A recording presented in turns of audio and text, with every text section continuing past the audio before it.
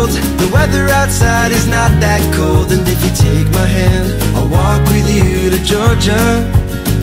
Hello and welcome to Country with Celine. I'm your host, Celine Chimarki.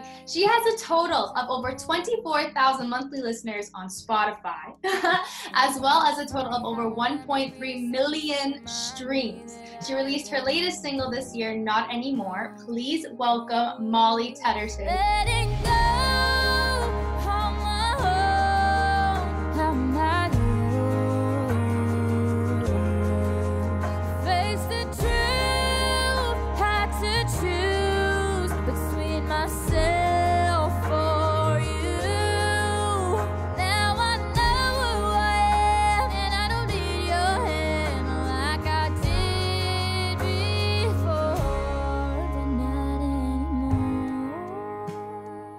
Molly, how are you doing today?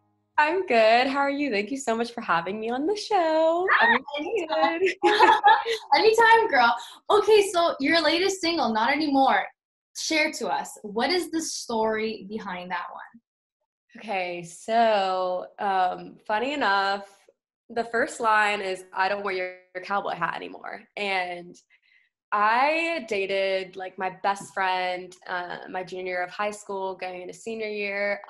And when I left for college, he gave me his cowboy hat, and he wore this cowboy hat every single day. Like, it was his pride and joy. And then I was saying goodbye to him, and he like gave me his cowboy hat, and it was just like the most special thing. Like, I don't know, it was just his special. And when I left for college, I put it in my closet, and we had broken up for college, and I came home for winter break, and I saw that cowboy hat in my closet, and I was like, this is sad. Like, I'm sad. I miss him, but I need to move on and just be myself and, you know, go on this adventure. And I just kept seeing this cowboy hat, and I was just like, I'm so sad. Like, I hate this hat. Like, I don't want it anymore.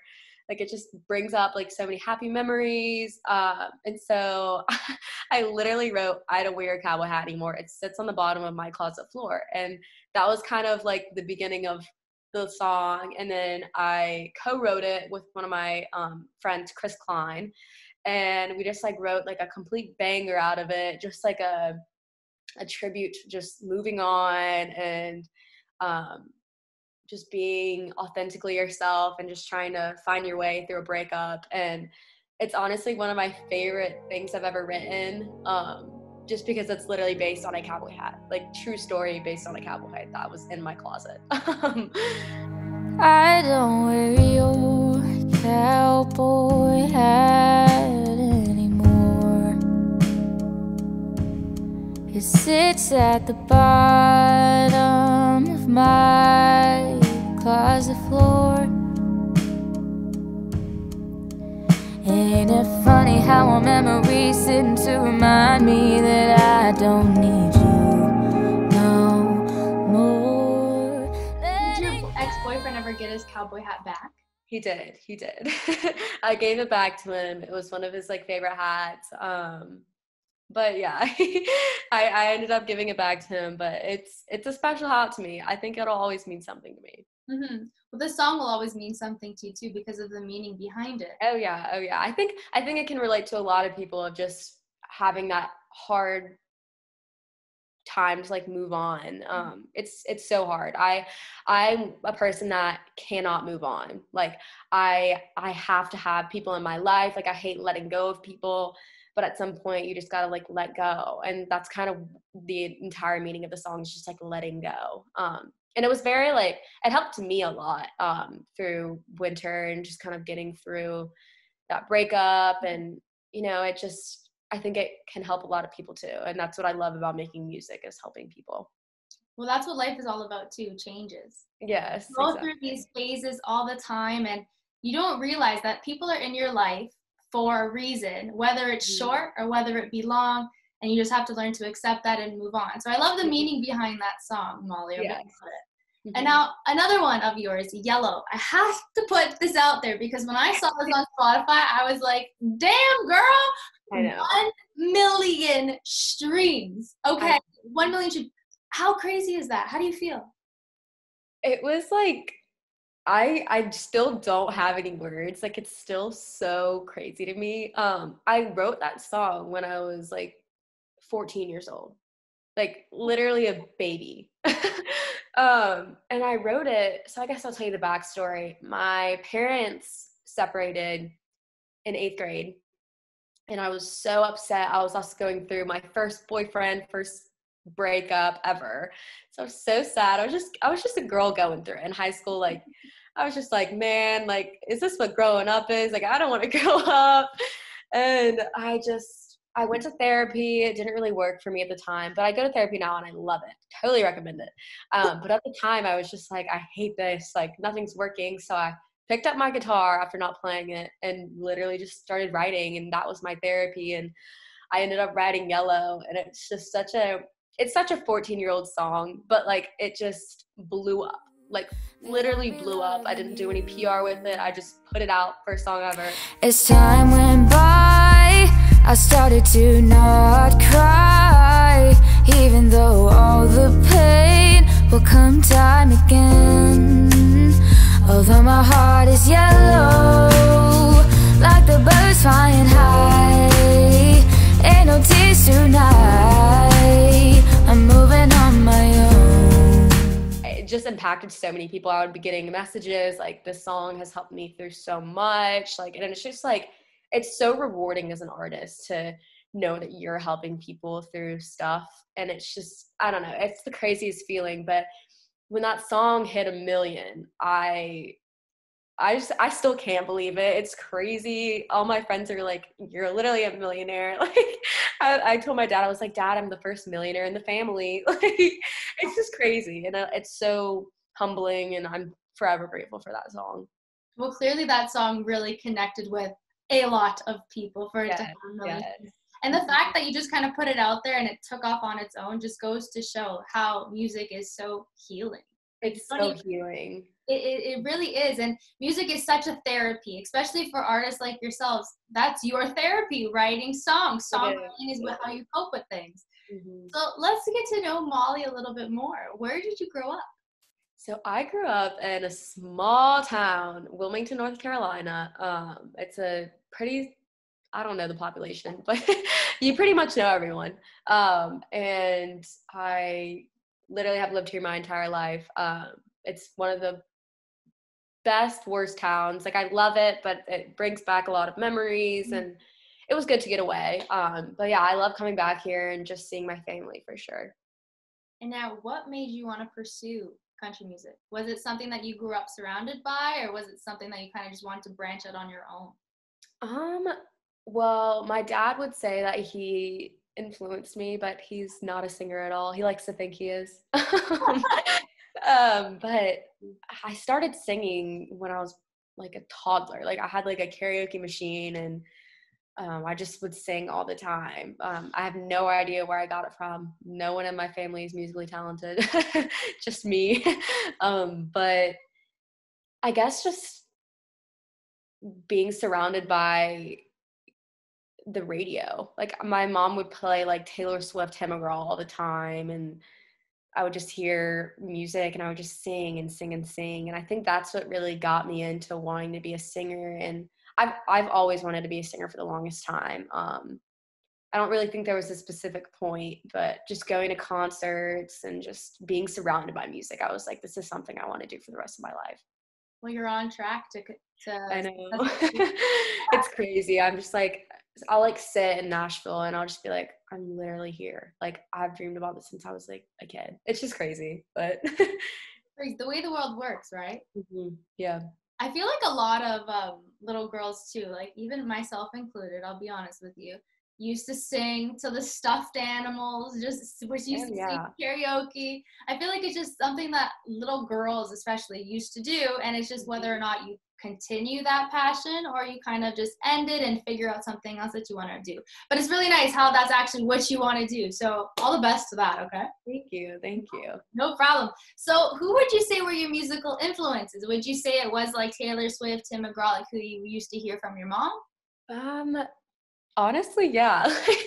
I think Taylor Swift had a huge influence on me as a little kid. yeah, I think she's one of my like biggest influences. Just I would hear on the radio, like used to have like a big Suburban, and like back then, like it was just like CDs that you play. So we had like her like Fearless CD that we'd put in, and yeah, I would just sing it all the time. But yeah, and probably yeah, I think that she's one of my biggest influences. I feel like a lot of people underrate Taylor Swift too, but she is such a good songwriter as well. Like, you know, that. Like genius. Like, yeah. I mean, I don't understand how she does it. Like, she's so good, and I think she's just a great girl. I would love to just sit with her and listen to all she has to say. But like currently, I guess my biggest inspirations are Casey Musgraves for sure. This is so funny.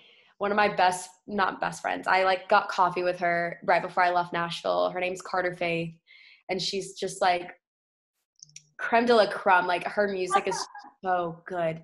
But yeah, like we talk all the time now, and like she's definitely one of my like biggest inspirations. She's such a good person, and I love her music. So yeah. Well, you attending Belmont University, as we were mentioning prior to this, you're going to meet so many different music. Oh, yeah. For sure. And you guys are all going to grow together. You guys are all going to feature on each other's songs, collaborate with each other. So you guys are all going to take up at the same time. So it's nice that you are forming that friendship now before I guess it all happens, you know? It's been great living in Nashville and making so many new friends and connections. And just like having like a good time, honestly. You know, you meet so many people, and then you realize you have so much in common with them. And I think music is such a binding thing between two people. You can really relate. It's been a fun scene in Nashville for sure, going everywhere and seeing everything.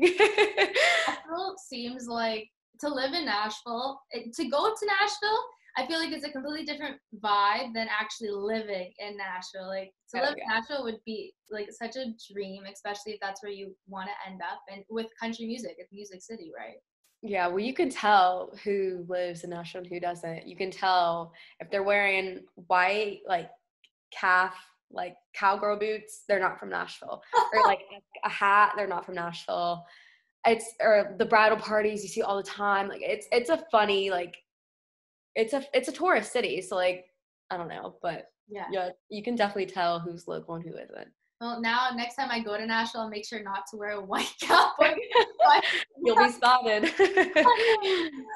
And now, Molly, as an individual, you struggle with mental illness, and a lot of people have been struggling with that, especially during the time like we're in now with this pandemic, with COVID-19 and all these variants. You're locked in your house, you can't do much, people are scared.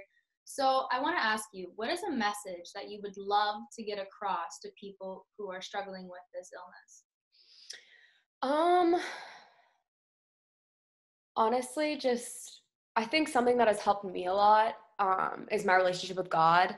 That's like a big factor in my life. I've always just really looked up to him, and just knowing that like I have a plan in my life.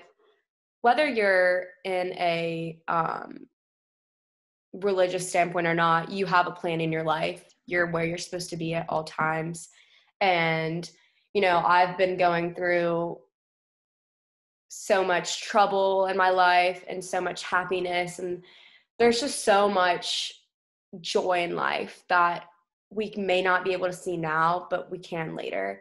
And I think life is such a beautiful and precious thing that we are given, and we only have one. But I just take it day by day, and music has just been really healing for me, and just finding something that's healing for you is just so special.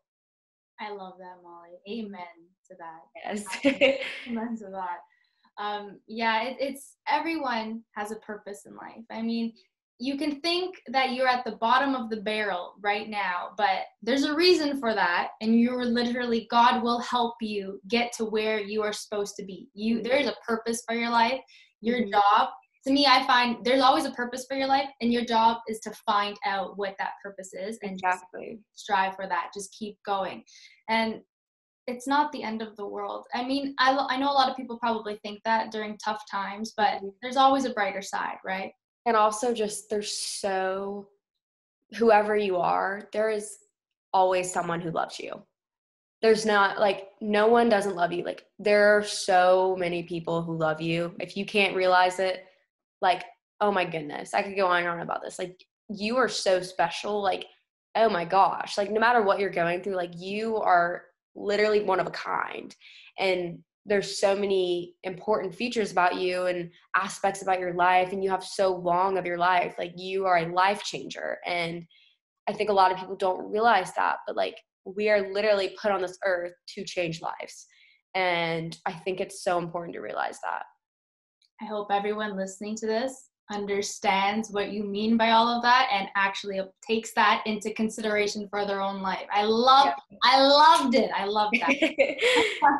And now, Molly, before I let you go, we're going to play a little game like it's called Country with Celine, a rapid fire. So, I know. I'm going to shoot you out a couple questions and then answer them, and then we'll take it from there. Sound good? Yes, love it.